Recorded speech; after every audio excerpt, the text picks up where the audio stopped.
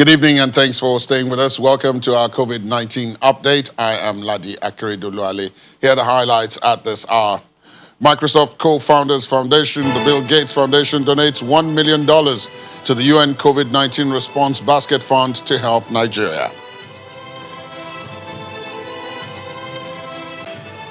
An impressive turnout of passengers at the Kaduna International Airport as flight operations commence.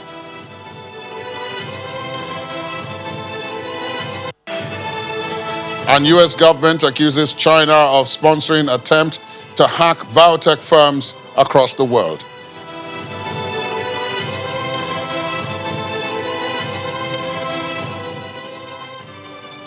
We begin tonight with news that the Bill and Melinda Gates Foundation has donated $1 million to help fight COVID-19 in Nigeria. The fund was received by the UN Finance Support Platform, One UN COVID-19 Response Basket Fund, and according to the United Nations Development Program, is aimed to support the country's response in the management of the crisis, as well as the realities of post-crisis, particularly in the protection of vulnerable persons. UNDP resident representative in Nigeria said in a statement that as a COVID-19 response financing and investment platform, the One UN Response Basket Fund provides a timely opportunity to stand with Nigeria and channel financial contributions towards the COVID-19 multi-sectoral response. And there was some excitement as domestic flight operations resumed today at the Kaduna International Airport amidst strict safety protocols. However, as the aircraft returned to the skies, most airlines, as well as the airport management, continue to ask passengers to comply with the federal government's guidelines on keeping safe during the period. Local flight activities kick off at the Kaduna International Airport more than 3 months after the nation's airspace was shut owing to the outbreak of COVID-19. The first flight from Lagos to Kaduna touched down at about 7:30 a.m. The airplane is welcomed by the traditional water cannon amidst excitement from passengers.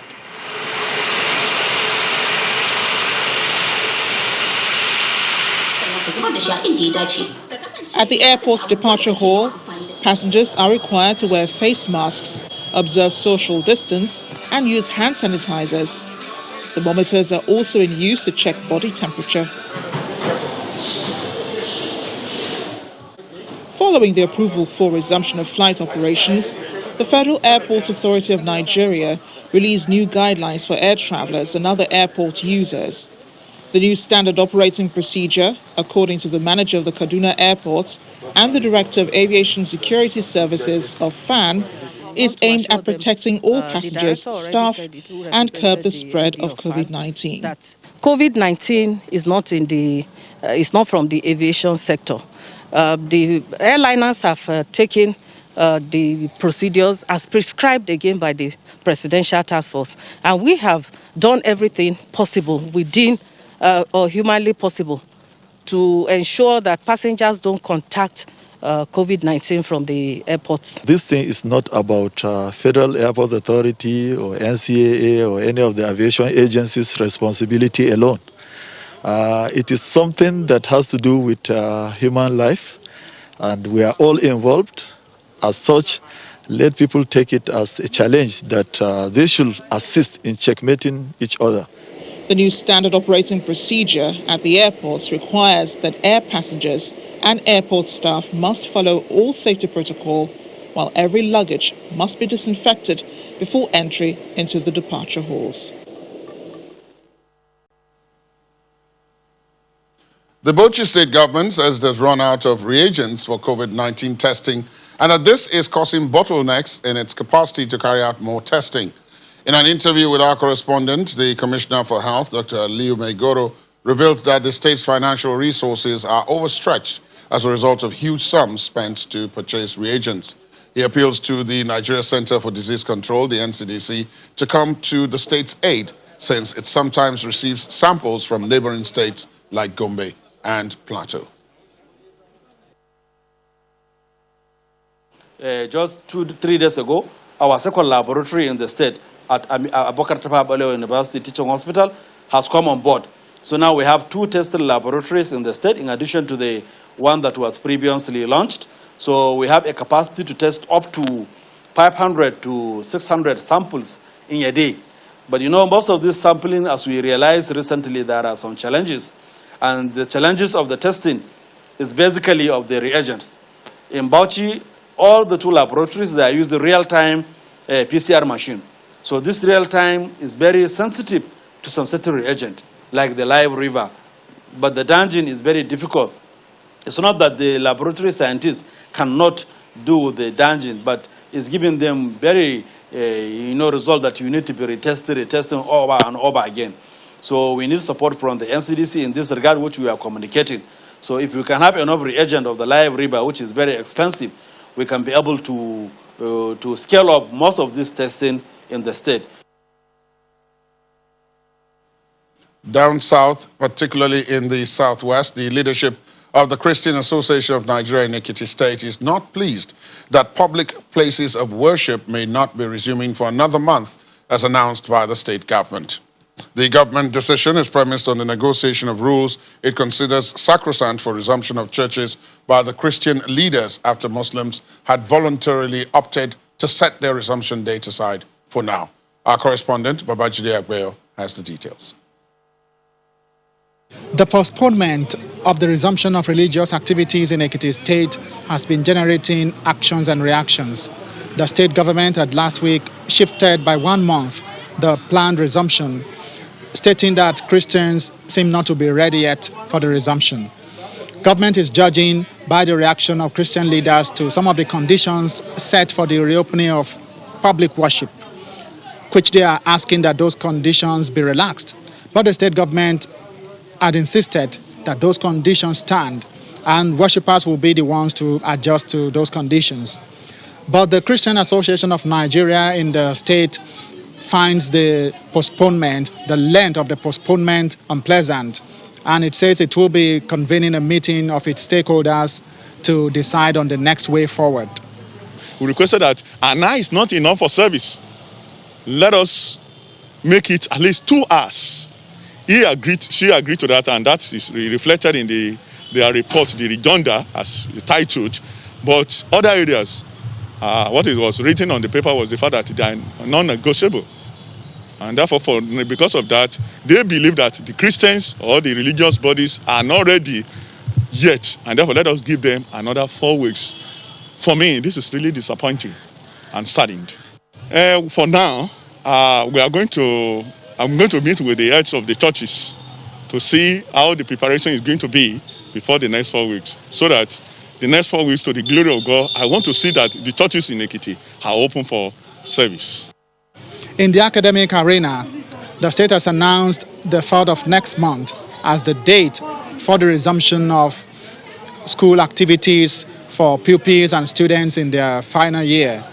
And to this end, the fumigation of all schools in the state has commenced, and the state government has said all necessary rules must be complied with and conditions met before the resumption can indeed be a reality. Babajide Agbeyo for COVID-19 update. We'll return to the north, where Jigawa State has recorded 322 COVID-19 cases with 9 deaths. But as of today, the state has only 1 active case. However, the state government says it will not relent in the fight against the spread of the virus until a vaccine is found. And that's according to the state governor, Badaru Abubakar. Dutse, the Jigawa state capital, days after easing the lockdown across the state. Life has returned to normal. Business activities are beginning to pick up. Traders here, however, witness low patronage and customers complain of hike in prices of all household items. We have nothing to say, rather to express our appreciation to this government for showing its concern on our predicament. We really suffered. We small-scale business people, we really suffered under this lockdown. Our businesses suffered, which we are yet to recover. So we thank this government for showing its concern on our plight. At the State House in Dutse, the governor, Badaru Abubakar, told journalists that his government will do all within its powers to flatten the curve of COVID-19 in the state. We must continue to cooperate and work hard to maintain and improve the status quo. We will only relax when a vaccine is finally available for all people across the world. That is still a distant possibility, despite promising work being done across several centers in the world. The governor added that now that the markets have been opened with strict monitoring of compliance with all guidelines, other sectors of the economy is presently being reviewed for reopening. We are currently piloting the return of civil servants of grade level 12 and above to work. We have not received any adverse information regarding compliance with COVID-19 protocol. We will continue along this line, and once we are satisfied with all the elements of the strategy, we will ask all civil servants of all grades to return to work. As it applies already, the use of face masks in marketplaces in Jigawa State is a norm. Anything short of this compliance will lead to the closure of such markets. The government, however, have been encouraged to do more enlightenment to achieve a required height. Let's talk to public health physician Dr. Doyin Odu Banjo, who joins us via Skype from the Lekki area of Lagos. Good evening, Dr. Odu Banjo. Thank you for your time. Good evening. It's my pleasure. Let's take a look at the whole, some of the stories that we've already read today. And let me start from the ongoing controversy over reagents in Bauchi and the fact that they can't do testing. Even if it is Bauchi that is reporting it, I'm sure there are other states that have similar difficulties. And yet, public health physicians like yourself say testing continues to be critical in this battle. Right. It's an unfortunate situation, but I think one that we have, talked about. The fact that everybody is looking for the same things that we are looking for in Nigeria. There's a global demand that happened suddenly, relatively over 1-2 months, and every country in the world started to look for the same things, and that's why you'll have such scarcities. But I think the silver lining is that this tells us that we need to do more inwardly. We need to start looking at our own resources, at our own raw materials, and how we actually start manufacturing certain things. And that definitely speaks to a lot of research and innovation. So this speaks to the time that we need to start pursuing the things that we have not done well enough in the past and start funding proper research. We should produce reagents ourselves. We should produce vaccines ourselves. We should produce as many things as possible ourselves. And we can, if only we will fund research appropriately. Let me bring you to something that is equally troubling and which is now going to be critical going forward, and that is the issue of availability of medical personnel, what people used to call in the past brain drain. Last week, there was the very popular story about 58 medical doctors being stopped from going to the United Kingdom. I can see you already smiling somewhat, going to the United Kingdom. And then later on, we heard that they had in fact left. This is emblematic of a bigger problem, with medical personnel right in the middle of this pandemic. Right. Well, actually, I think it's a long-standing problem, and it's a problem that we have taken for granted. I've had people, even take it lightly. People I didn't expect would do so, who would say, "What's wrong with the health workers? What's wrong with the doctors? Why are they always demanding things?" And I always say to them, they are people and they have needs. And the point is, if you do not value someone's services and somebody else does, they will definitely move. So I think what has happened, or what is happening to us, and in fact, when this crisis began, I had a lot of conversations with people who would ask me and say, "What do you think will happen to the health sector after this?" I mean, everybody's boxed in. Now they realize the health sector is very important. So things are going to get better. And I honestly always told them the same thing. And I said, no. And the reason is that we have not paid enough attention to health personnel. No matter the equipment you even end up buying, you need the people. And we have always taken that aspect for granted. And I think now we are really going to see a lot of problems after COVID, just as I've always thought. In fact, I thought we would have to wait for the borders to open. But from the event of 1 week ago, clearly the whole world is not even waiting for the borders to open entirely, because that's what I said. I said once the borders open, everybody's going to push as many health workers as they can. Remember that they always felt they had a shortage. We always said that we didn't have a shortage, and those places had a better doctor or nurse or pharmacy to population ratio than we do, and yet they realized that they had a shortage and they kept trying to recruit. But we kept saying we didn't have a shortage, we were fine, we had more than enough. And if that's the case, then they might as well poach the ones you have. And then now the COVID has come. It also means that they have lost health workers. Some died, unfortunately. In fact, at the height of COVID, Britain asked the doctors and nurses to come out of retirement, and yet they had a better ratio than we did.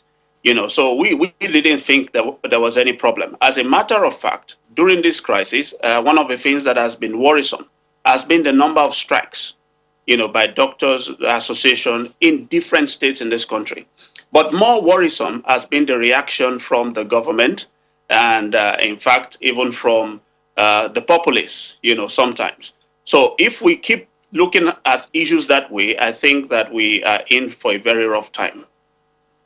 I don't know how it would have. There will be people who ask the question how Nigeria arrived at the conclusion that we had enough doctors. I'm looking at some figures here. The Nigerian Medical Association, just taking doctors as one of the set of medical personnel. The NMA says it has registered just a little over 80,000 doctors. That they have on their register. But in terms of those who are actually working in Nigeria, they are just under half that number, 39,210. So if we say 39,210 doctors in Nigeria, 124,629 nurses, just about 2,500 dentists, and about 12,000 pharmacists. Earlier on, you were talking about all these people and their ratio to the population. You're talking about 200 million people. Even if you say 40,000 doctors to 200 million people, that is way, way above what is recommended. So how did we end up with too many? That also baffles me, because when we had some of those comments popularly in the media, it completely baffled me, how we could arrive at such a conclusion. Because again, if you look at it, you and I are speaking in Lagos. Lagos has the best scenario and yet doesn't have enough. The recent medical guild the strike by the medical guild also was addressing or was based on the fact, among other things, that they did not have enough doctors in Lagos State employment. Lagos State employs most of the doctors in this country relatively, to other states. So what happens when we go up north? So even just by mere observation, that's what I'm saying, that not even looking at the register of the medical council, it baffles me how we arrive at the fact that we could have enough, not to talk of more than enough. What do we do now? Very briefly, what do we do now to keep the ones that we have? The ones who have left have left. There's little chance of getting them back. But how do we keep the ones we have, like you? I think we really need to get back to the negotiating table. I think we would need to get serious, actually. My honest opinion is that we really know the problems. We really know what is not enough. We really know the work environment that's not good enough, the remuneration that's not good enough. We know all of those things. We just are not sincere enough to address them. So I think we need to change. We need to understand we're playing with fire, and we need to change. We need to change like yesterday. Because again, when people have set things in motion to leave, those who have set it in motion to leave now are probably going to leave, no matter what you do, even just now. But you are still trying to prevent those after them from leaving, and you still need to do whatever you do right now before they start making any plans. So I think we just need to look at those demands that have always been on the table and actually address them sincerely. Thank you very much, Doc. It's been a pleasure having you with us, Dr. Doyin Odubanjo. Join us via Skype from the Lekki area of Lagos. Thank you so much. Thank you so much. Thank you. Thank you. We'll take a break, and when we come back, we'll still be highlighting this issue of What's happening to our medical personnel? Are they available? Are they enough? And if not, what is to be done? Please stay on with us.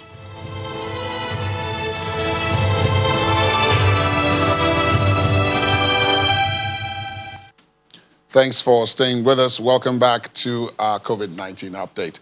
According to the Nigeria Center for Disease Control, the NCDC, Nigeria has now tested 218,223 coronavirus samples nationwide. 562 new cases were confirmed by the NCDC, recorded in 20 states, which saw the Federal Capital Territory recording 102 cases, the highest, overtaking Lagos and other states in the daily caseload at 102, putting the total confirmed cases at 37,225. On the same date, more patients recovered and were discharged in 12 states, 228 of them, to be precise, in states like Edo, which saw 60 recoveries, and Ogun, which saw 36. Plateau saw 31, Abia 26, FCT 19, Ebonyi 15, Kaduna 15, Benue 9, Rivers 7, Gombe 5, Borno 3, and Bayelsa 2 recoveries. However, the country has lost over 800 people to the virus. The deaths have been recorded in 36 states and the Federal Capital Territory, with 12 deaths occurring in the last 24 hours. These were recorded in 8 states, to include Anambra, Delta, Ebonyi, and Niger, which had 2 deaths each, Bayelsa, Gombe, Ondo, and Rivers, which had 1 death each. The National Agency for Drugs Administration and Control, NAFDAC, says it has arrested 3 persons for allegedly producing fake hand sanitizers in Yobe State. The state coordinator, Mr. Lawan Musa, told Channels Television that the suspects were nabbed during its routine surveillance in Damaturu, the capital. According to him, the 250 hand sanitizers of 100 milliliters seized have no manufacturer's product label, no address, and no NAFDAC registration number. He adds that the agency is working tirelessly to ensure the general public are safe, especially during the COVID-19 pandemic, in which fake manufacturers of personal protective equipment are on the increase.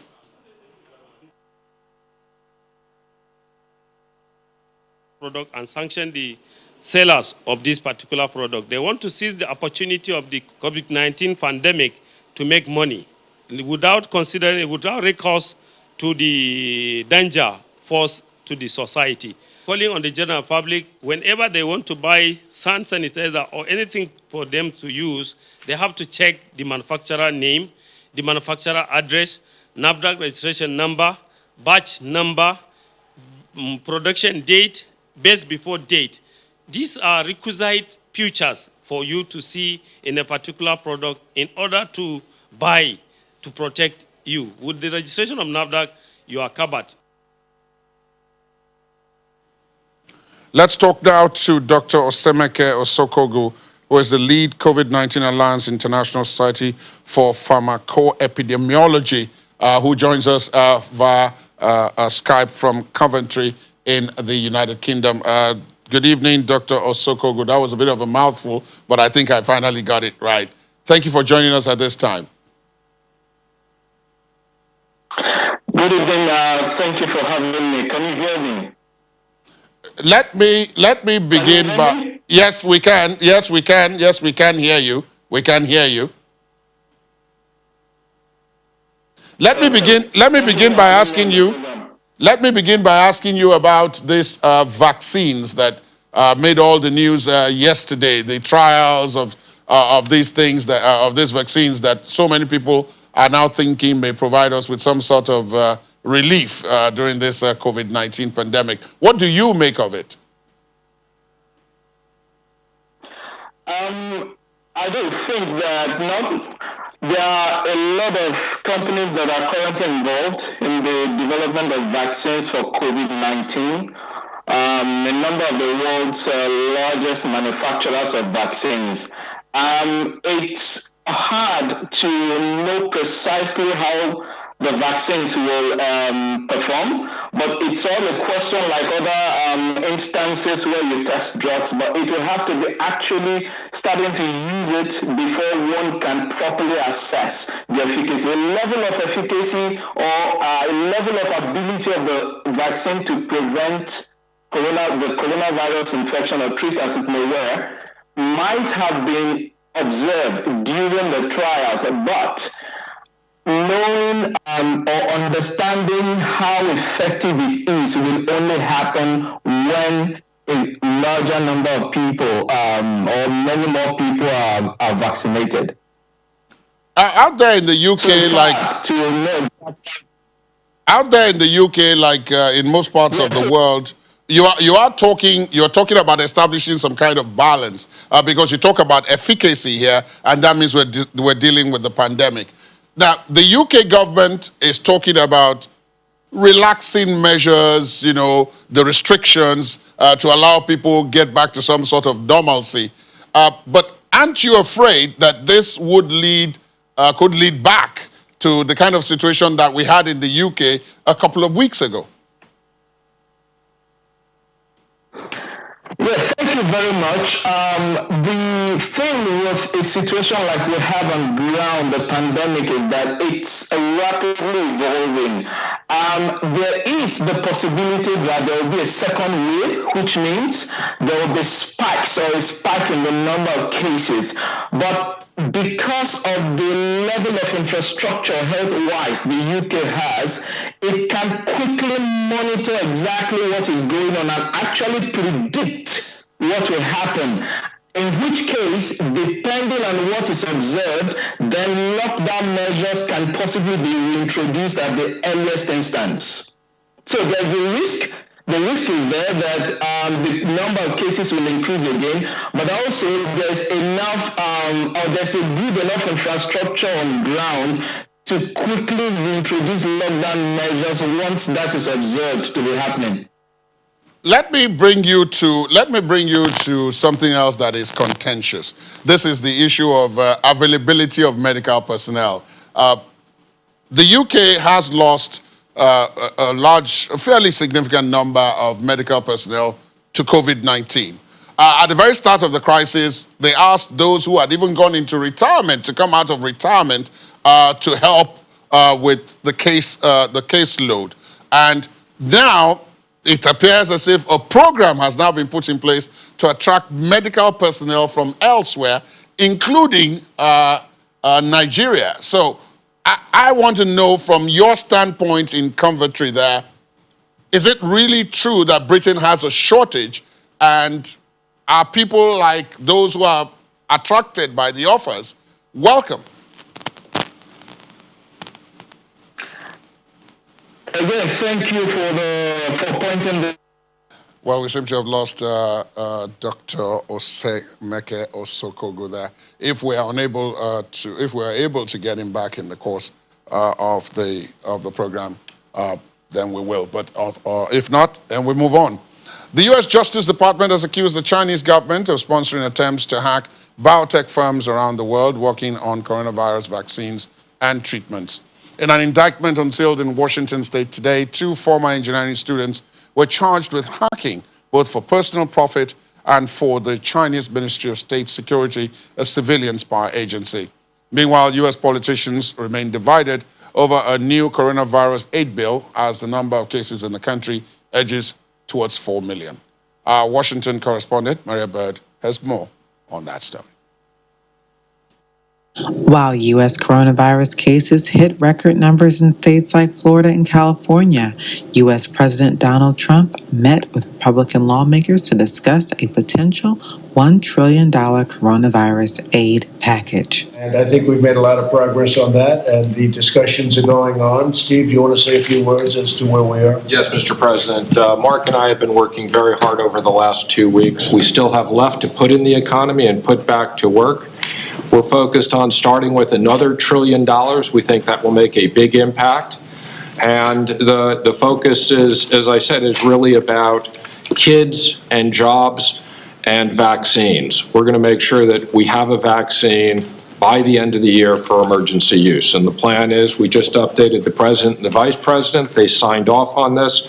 Mark and I will be meeting tomorrow with the Republicans at the lunch to give them a full briefing, and then we will also be reaching out to the Democrats to begin our discussions. But we are committed that by the end of this month, make sure that before the enhanced unemployment insurance expires, that we pass legislation so that we can protect Americans that are unemployed. We'll have tax credits that incentivize businesses to bring people back to work. While the federal government has 2 weeks to agree on a federal aid package, Florida's teachers are suing the Florida governor, trying to block the reopening of schools.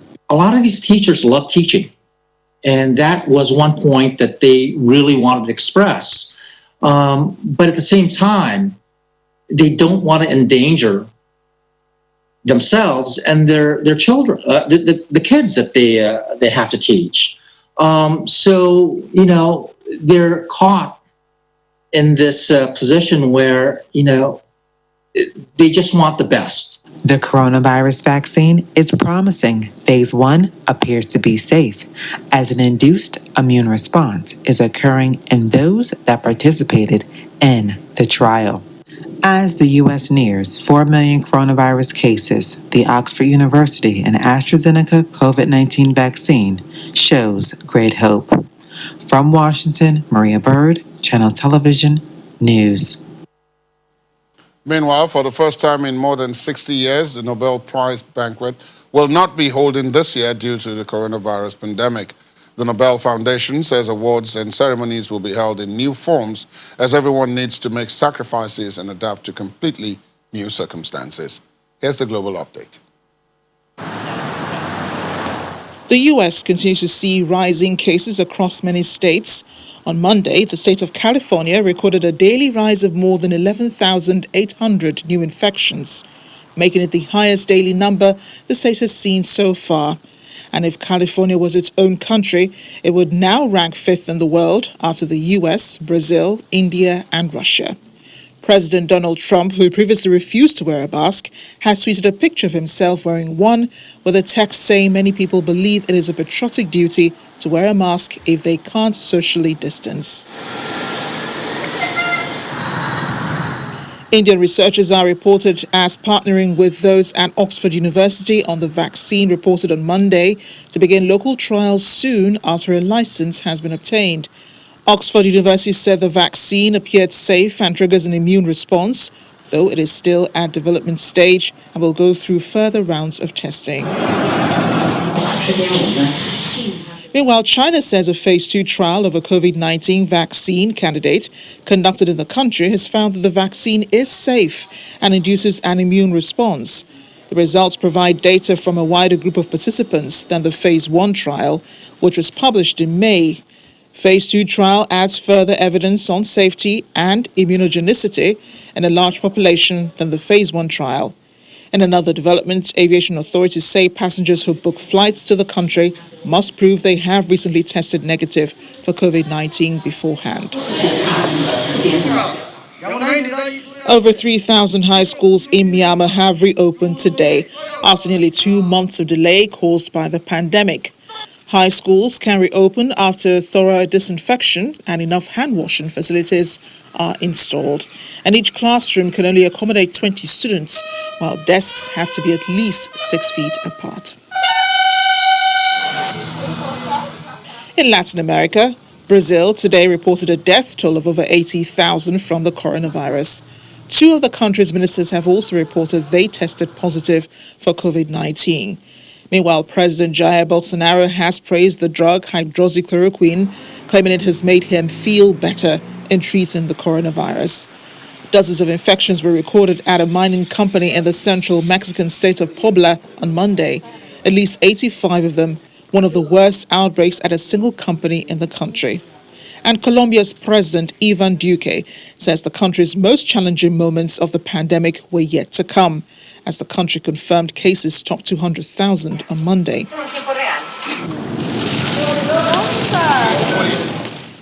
And finally, British Prime Minister Boris Johnson today held his first face-to-face cabinet meeting of top ministers since March 17th, underlining his push to encourage others to go back to work and boost an economy hurt by the coronavirus crisis. Supplied with hand sanitizers and individual bottles of water, ministers were asked to attend a socially distanced meeting in a larger room inside the Foreign Office rather than the traditional cabinet room in Downing Street. Let's return to the United States and talk to our correspondent in Washington, D.C., Maria Bird. Good evening, Maria. Trust that you're keeping safe as always. Yes, thank you. Thank you for having me. This indictment about Chinese companies attempting to hack biotech firms isn't new. I mean, the first time we heard of it was in the United Kingdom, but now it's been alleged that it's a worldwide attempt. What more can you tell us?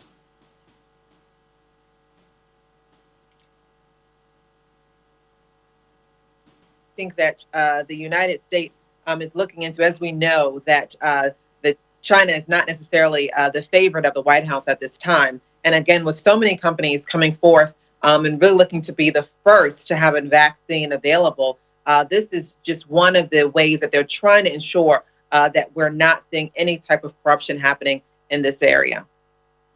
Given that, on one hand, the government in the U.S. is also trying to introduce, as I understand it, a second stimulus package. Is that right? Yeah, so there will be a second stimulus package, most likely, if it is approved by both the Republicans and the Democratic congressmen. And that is supposed to happen sometime within the next 2 weeks is the deadline. And so many Republicans have been meeting with President Trump to ensure they have a clear package that will, if it passes Senate, that will be signed off by the president. The number of cases, though, is edging towards 4 million. That means new records, in some cases, of daily infections are still being recorded. And there is this continued fight between groups and governments, particularly state governors, over opening or not reopening, right? You're exactly correct. I mean, we're seeing record high numbers of coronavirus cases that we haven't seen since April in many states. Furthermore, we are just about 1,000 cases away from hitting some of the numbers that we saw in April as a country. And so the times are very dire, as we would believe to have been in a better place at this time, especially since we are still in what's considered the first phase of this and the first wave of the coronavirus.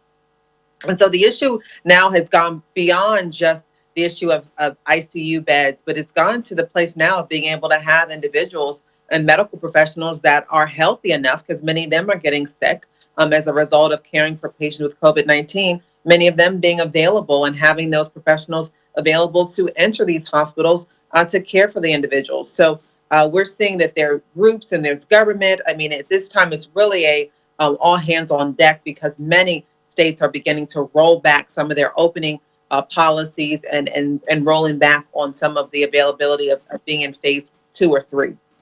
It's interesting you mentioned the issue of availability of medical personnel, because one of the things that is happening over here is the fact that the shortage is becoming glaring, and some of those medical personnel are being, as it were, invited outside.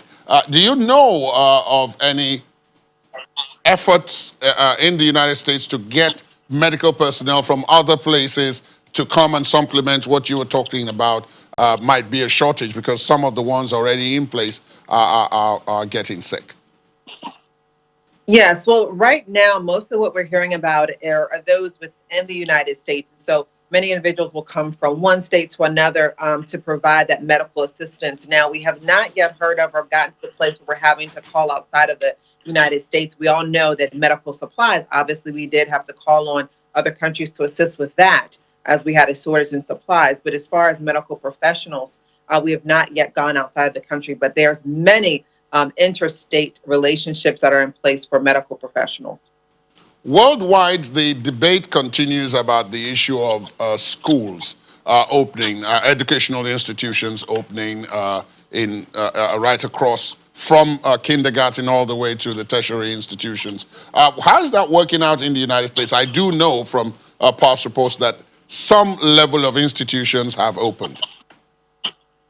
Yeah, so the United States, it's up to the state, it's up to the county many times of where the school is located on what their reopening rules will be. For example, Michigan has reopened for some individuals. Most individuals that we're seeing that are entering back into the schools are those who were not properly serviced during virtual schooling times back in the spring. So many individuals like autistic children, children with special needs, were not able to be fully serviced. So some of the schools have opened for those individuals. And there are many states that are saying that, listen, we want to get students back in school. So they're putting things like plexiglass around the desk of teachers, having students 6 feet apart.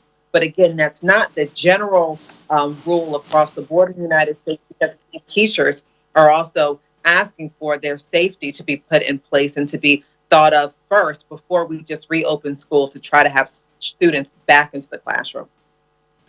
The news went around the world when the United States booked virtually all possibly available supply of what was the promising medication towards this COVID-19. Have those supplies begun to arrive in the United States? And if not, what has been the situation with regards to recovery rates?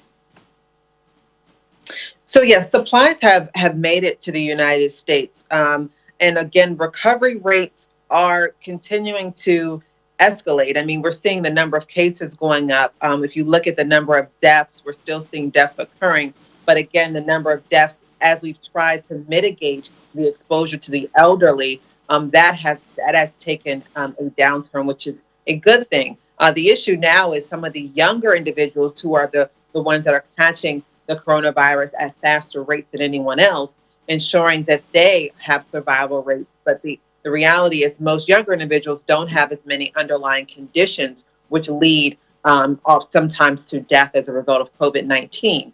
So it's really about getting less people to have the cases, because then you will be able to reduce the number of deaths, because obviously those who are younger, they could be exposing elderly parents or elderly grandparents to the virus. One big cloud that hangs over all of this, of course, is the looming U.S. presidential elections coming in November. And the big issue from everything that we have spoken about from day to day when we talk to you, unemployment seems to be one of the really big issues at this point. Quite a number of people found themselves out of work as a result of the pandemic. And there were these programs that were supposed to help small and medium enterprises to kind of get over this. There was some kind of relief. How is that working out? Because I know the last time I spoke to you, you said many of those people had not yet received this. Yes, well, the unemployment issue is one that continues to unfortunately escalate as the economy continues to suffer as a result of COVID-19. And let's be honest, the social injustice issues that are surrounding the United States, that the globe has taken on and has supported the U.S. Community with. And so those unemployment numbers, that obviously the second package that you discussed will assist with this unemployed. We are going to continue to see lines because small businesses are closing down each and every day. It's going to be very unfortunate what we're going to see probably in a year from now. So whoever is elected into the White House will have a great job ahead of them come January. But we are definitely seeing that unemployment is still a major issue, even with the second stimulus package, because there has not really been a rejuvenation or reinvention of any types of jobs that will allow an increase in employment. The elections themselves, the conventions at which the candidates were supposed to be announced or nominated, were supposed to hold around now in the US. That was before the COVID-19 pandemic. How has the electoral process itself unfolded, given the fact that most of the big ticket events did not take place? Yes, well, there are a lot of obviously virtual rallies, virtual town halls. The conventions will happen in August, but again, they will not have individuals there. There's a very even limited coverage of these conventions. And so this has taken a real hit. But again, you know, as just earlier today, presidential candidate Joe Biden for the Democratic Party has been out voicing his opinion about what he would do if he was in office.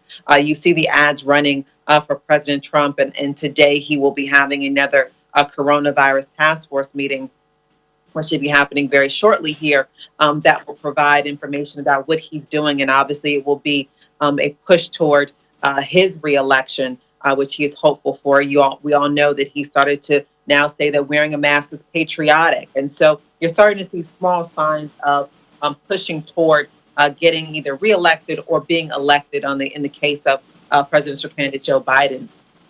So it's just a different time for the 2020 election. Indeed, it is. Maria, thank you so much for your time today. Maria Bird from Washington, D.C. Thank you so much. And do continue to stay safe. Thank you. Thank you. And just before we go tonight, channelstv.com is your home for the news, for details of stories concerning the COVID-19 pandemic, and indeed other news stories from around the globe, whether it be in business, sports, entertainment, or foreign affairs. Do check it out. I'm Ladi Akiridoluale. Good night.